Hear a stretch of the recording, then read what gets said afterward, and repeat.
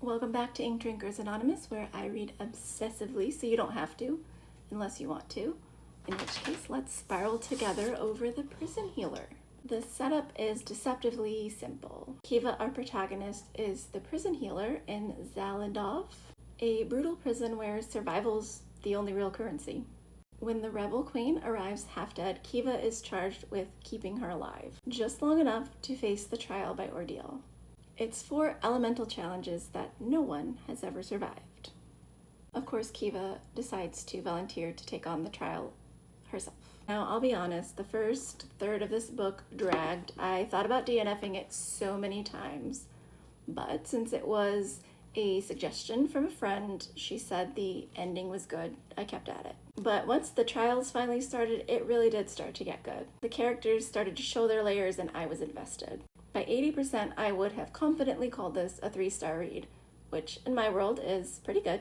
But then the ending blindsided me in the best way possible, and I added a 4-star just exclusively based on the ending because that made me want to go read the next book immediately. What stood out to me most, though, was the way the setting was used. It takes place completely in a prison or like on prison grounds.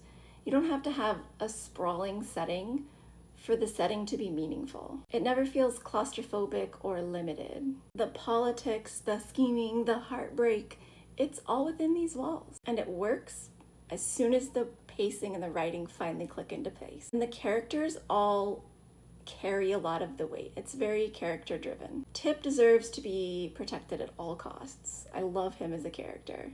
Even the side characters who kind of could have been flat filler, they really came to life as well.